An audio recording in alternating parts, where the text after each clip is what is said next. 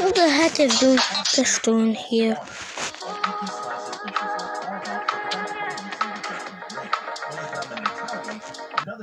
Once there lived a pair of twin sisters who loved each other deeply, so deep that they would share everything they had.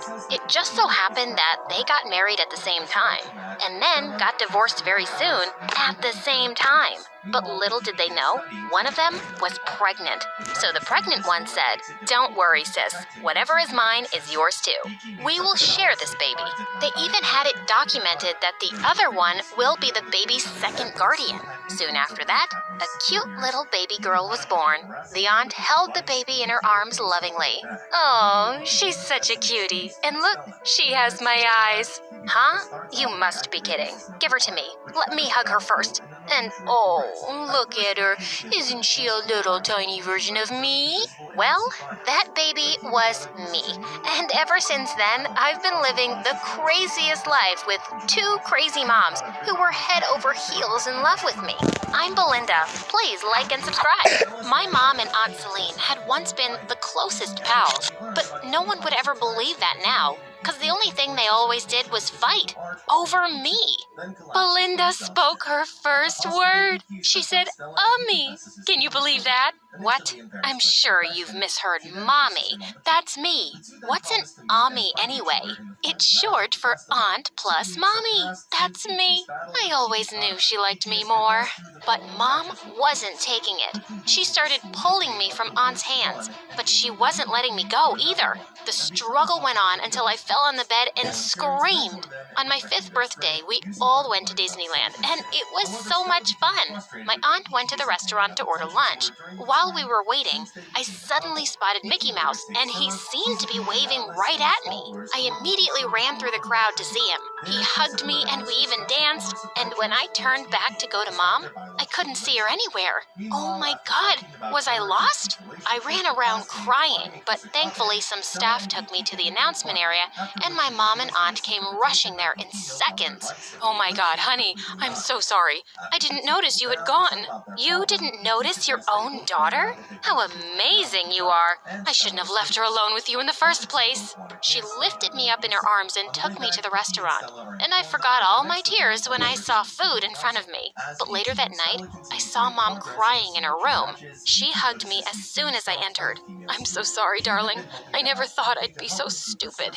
Your aunt was right to be angry. I almost lost you." "Mommy, it's okay. I'm just fine, and I love you." But after that incident, the tension between Mom and Aunt just kept growing. When it was my time for school, though, both came together for the first time and chose a fancy private school. On my first day, Mom woke me up extra early and spent 2 hours doing my hair. When I went to the dining hall, all ready, Aunt Celine gasped. "What on earth have you done to her hair?" "Gosh, let me fix it." She then untied my hair and put some colorful clips in it, which looked pretty cool. "Aunt Celine, this is so nice. Can you do my hair every day?" "Of course, honey. Why am I even here?" "Why am I even here then?" Mommy, do you hear that? That's the school bus. See you two later. Love you." "Love you too, my dear." I think she said that to me. God, I just ran away and waited at the street corner till the bus came. Years passed, and I was doing pretty great at school. Except I was the kid with 2 moms at every parent-teacher meeting, 2 moms at Mother's Day, 2 moms cheering me at every event. I loved them, but they could sometimes be embarrassing when they started fighting over me publicly. Then one day in the 9th grade, my aunt brought home a boy my age and said he was going to stay with us for a while. He's Harry, my friend's only son. As she's going to France for a business trip, I told her I'll take care of Harry these 6 months. 6 months? Are you crazy? We barely know him. Aunt paid no attention to Mom and took him in. But the worst part was that his room was right next to mine, and he kept playing loud music on his guitar all night long. I could barely focus on anything. I marched into his room and knocked on his door. "Hey, Mr. Harry Styles." Less noise, please. He opened the door with a wide smile. Oh my God, what did you just call me? How did you know he's my music idol? Okay, whatever. Just keep it down. I'm trying to prepare for the National Poetry Competition. You write poems? Let's hear one. Maybe I can write music for it. Oh my God, we could start our own band. Who was this dummy and why was he here? I just walked away and he went right back to playing as loudly as ever. A few days later, it was my 15th birthday, and like every year, it was a war between my moms to decide everything for the party.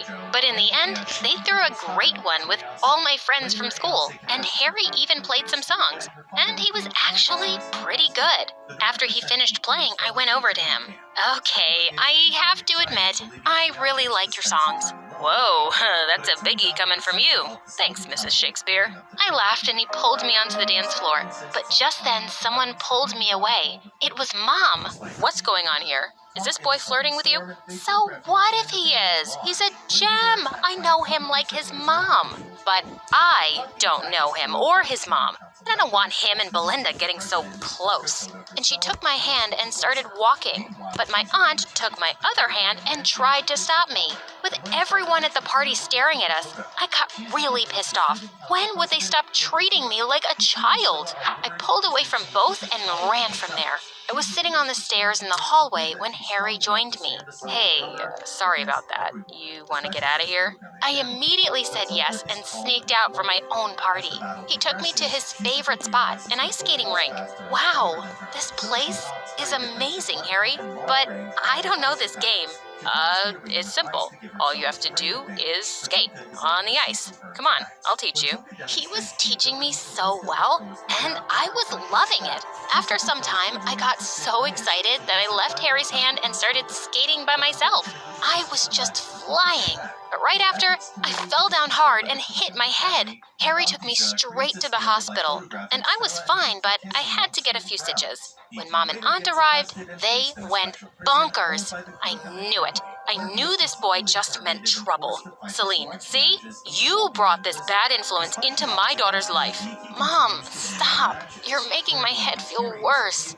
Harry didn't do anything. It's me. I agreed to go skating with him. I left his hand and fell down.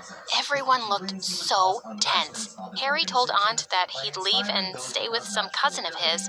I mouthed sorry as he left. We just started being friends, and my moms had driven him away. The doctor said I needed to rest completely for a week, and this meant I had no chance to study for the poetry selection test. But it was really important for me to take it. I was really tense on the day of the exam, and when it started, I totally blanked out. I was biting my pen and staring at the window when I suddenly spotted Aunt Celine waving at me. What was she doing here? She sneaked closer to the window and waved at me.